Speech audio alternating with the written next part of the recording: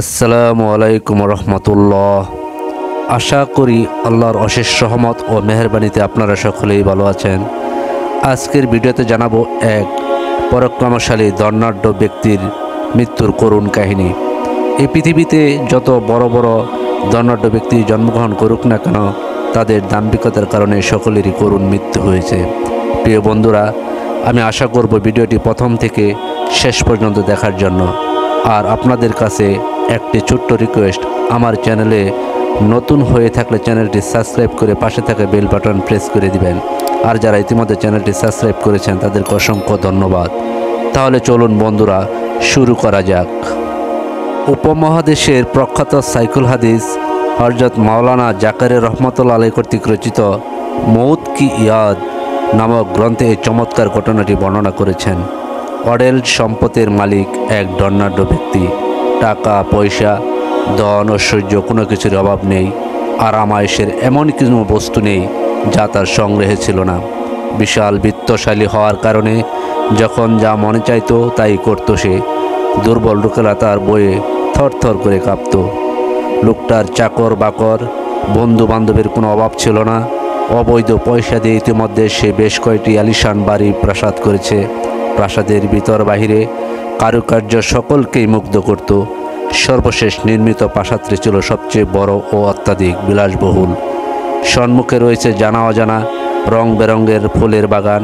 এই প্রাসাদটির নির্মাণ কাজ সম্পূর্ণরূপে শেষ করে একদিন সে বন্ধু বান্ধব ও আত্মীয় স্বজনদের দাওয়াত করলো, তৈরি করলো নানা রকমের মুখরোচক খাবার।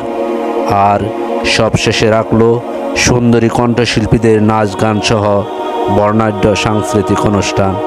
আর বিভিন্ন পর্বে দেশি বিদেশি মদ্যপানের আয়োজন তো আছেই। নির্ধারিত সময়ে খাওয়া দাওয়া শুরু হলো। বিলাসী ধনকুবর স্বর্ণ নির্মিত সিংহাসন উপবিষ্ট, তার মনে অসীম আত্মতৃপ্তি, অহংকার সীমাহীন। উঁচু সিংহাসনে বসে সব কিছু দেখাশোনা করছে।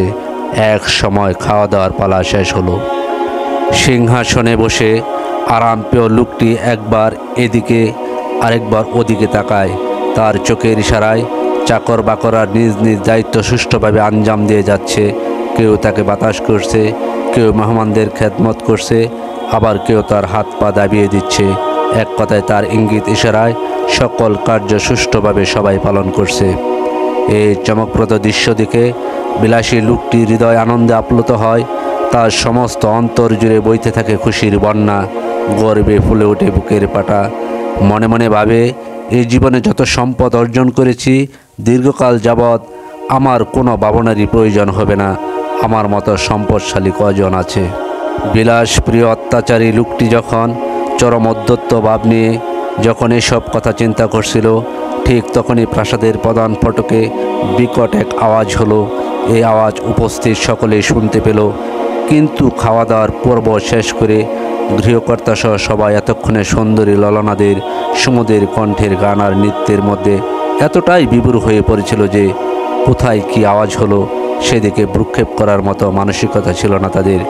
শুধু প্রহরীদের একজন এগিয়ে দেখল যে ছিন্ন বস্ত্র পরিহিত একজন জীর্ণ শীর্ণ ভিক্ষুক ফটকের সামনে দাঁড়িয়ে আছে।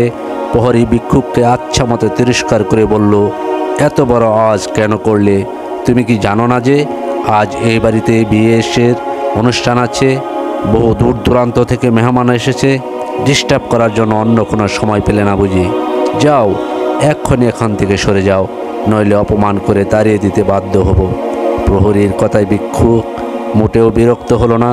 সে বিনয়ের সাথে বলল, তোমার গৃহকর্তাকে আমার নিকট পাঠিয়ে দাও, তার সাথে আমার কিছু জরুরি কথা আছে। ভিক্ষুকের কথা শুনে চাকর অবাক না হয়ে পারল না। বিস্ময় বিস্মরিত চোখে কিছুক্ষণ সে ভিক্ষুকের দিকে তাকিয়ে রইল। অতঃপর বিদ্রুতের হাসি হেসে বলল, তুমি কি চেনো আমার গৃহকর্তাকে? কি তার পরিচয়? যার হাতের ইশারায় হাজারো লোক উঠা বসা করে, আর তোমার মতো ভিক্ষুক কিনে এসেছে তার সাথে সাক্ষাৎ করতে। হাসি পাই তোমার আচরণে। এবার শান্ত ভিক্ষুক আরও শান্ত হলো। সে প্রহরীর তিরস্কার গায়ে না মেখে আগের মতোই নিরুত্তাপ কণ্ঠে বলল, তোমাকে যা বলি শোনো। আমি তোমার মনিবের সাথে দুটি কথা বলতে চাই। এই সংবাদটুকু তার কাছে পৌঁছে দাও। প্রহরীর কথা আর না বাড়িয়ে মনিবের নিকট সংবাদ পৌঁছে দিল। বলল, আপনার সাথে এক ভিক্ষুক সাক্ষাৎ করতে চায়। সংবাদ শুনে মনিবের রাগ চরমে ওঠে, কঠিন হয়ে ওঠে গোটা মুখমণ্ডল, দৃষ্টিতে জোরে পড়ে অগ্নিস্ফুলঙ্গ। তিনি ক্রুদ্ধ সিংহের ন্যায় গর্জন করে বলেন, একজন তুচ্ছ ভিক্ষুকের এত বড় স্পর্ধা! এমন সময় ভিক্ষুক আবার ফটকে প্রচণ্ড শব্দে আঘাত করল। এবার আঘাতের তীব্রতা এতই বেশি ছিল যে গোটা আলিশান প্রাসাদ কেঁপে উঠল। প্রহরী পুনরায় দৌড়ে এসে ফটকে উপস্থিত হলো। ভিক্ষুক তাকে বলল, তোমার কর্তাকে গিয়ে বলো আমার নাম মালাকুল মউত, আমি তার প্রাণ সংহারের জন্য এসেছি। এ কথা শুনে চাকর চমকে উঠল। সে তড়িঘড়ি করে মনিবকে বলল, জনাব, লোকটির বাহ্যিক বেশ ভিক্ষুকের মতো হলেও সে মূলত ভিক্ষুক নয়, সে নাকি মালাকুল মউত আজরাইল আলাইহিস সালাম। আপনার জীবন প্রদীপ চিরদিনের জন্য নিভিয়ে দেওয়ার জন্যই সে এসেছে। মালাকুল মউতের নাম শোনার সাথে সাথে বয়ার্ত কণ্ঠে আর্তনাদ করে উঠলেন মনিব। থরথর করে কেঁপে উঠল তার হৃৎপিণ্ড, বিভিন্ন হয়ে গেল উঠল তার মুখমণ্ডল। মালাকুল মউতের সামনে যেতে গৃহকর্তার সাহস হলো না। তিনি এক চাকরকে আদেশ করে বললেন, তুমি তাকে গিয়ে বলো আজ যেন আমার পরিবর্তে অন্য কারো প্রাণ সংহার করা হয়।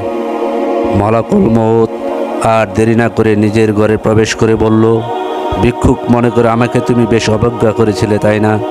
যা হোক, তোমার মৃত্যুর সময় একেবারেই নিকটবর্তী, সুতরাং করণীয় কিছু থাকলে এখানেই সেরে ফেলো। আমি কিন্তু তোমার জান না নিয়ে আর ফিরছি না। গৃহকর্তা এবার অতীত জীবনে ফিরে গেল।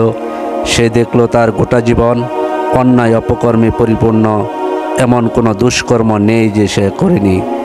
কোনো দিন সে এক উক্ত নামাজও সে পড়েনি, একটি রোজাও রাখেনি। হজ করার সামর্থ্য থাকা সত্ত্বেও হজ করেনি। কত সুন্দরী নারী ইজ্জত হারিয়েছে তার হাতে, তারও কোনো হিসেব নেই। কত গরিব অসহায় মানুষ তার নির্মম অত্যাচারে নিষ্পেষিত হয়েছে, তারও কোনো এত্ত নেই। আজকে এই বিদায়ী মুহূর্তে সবই তার মনে পড়ছে। এই সব কথা কিছুক্ষণ চিন্তা করে গৃহকর্তা চরম আক্ষেপ করে বলতে লাগলো। এক পর্যায়ে সিন্দুক থেকে যাবতীয় দিনার, দিরহাম ও হীরামুক্তা বের করে মাটিতে রেখে আফসোসের স্বরে বলল, হে দুনিয়ার সম্পদ, তোমার উপর আল্লাহর লানত হোক। তুমি আমাকে আল্লাহর ইবাদত থেকে বিরত রেখেছ। তোমার কারণেই আজকে আমি খালি হাতে কবরে যাচ্ছি। তোমার জন্যই আল্লাহকে ডাকার সুযোগ পাইনি। এই সময় আল্লাহ তাআলা সম্পদের বাকশক্তি খুলে দিলেন। সম্পদ বলতে লাগলো, হে আল্লাহর বান্দা, আমাকে কেন অযথা অভিশাপ দিচ্ছ? অথচ আমার কারণে তুমি বড় বড় রাজা বাদশাদের সাথে সাক্ষাৎ করার সুযোগ পেয়েছ। আমার কারণে তুমি সুন্দর সুন্দর নারীর দেহ বুক করতে পেরেছ। আমাকে পেয়ে তুমি ডুবে গিয়েছিল অপকর্মের মহাসমুদ্রে, কিন্তু এতে আমার বিন্দু মাত্র দোষ নেই, কেননা তুমি ইচ্ছা করলে আমাকে ভালো কাজেও ব্যবহার করতে পারতে। হে আল্লাহর দুশমন, তুমি কি দেখোনি তোমার এলাকার বহু লোক আমার মাধ্যমে আল্লাহ তাআলার নৈকট্য অর্জন করতে সক্ষম হয়েছে? তারা আমাকে তোমার মতো অন্যায় পথে খরচ করেনি। সম্পদ এবার তার বক্তব্য শেষ করল। হযরত আজরাইল আলাইহিস সালাম বিলাসী ধনকুবরকে তার বাবার আর সুযোগ দিল না, সঙ্গে সঙ্গে তার জান কবজ করে নিয়ে গেলেন। প্রিয় বন্ধুরা, আমরা অধিক সম্পদের মালিক হওয়া সত্ত্বেও যেন আল্লাহকে ভুলে না যাই এবং আমরা যেন প্রতিটি জিনিসের হক যথাযথভাবে আদায় করতে পারি। মহান আল্লাহ তাআলা আমাদের সবাইকে সেই তৌফিক দান করুন। আমিন।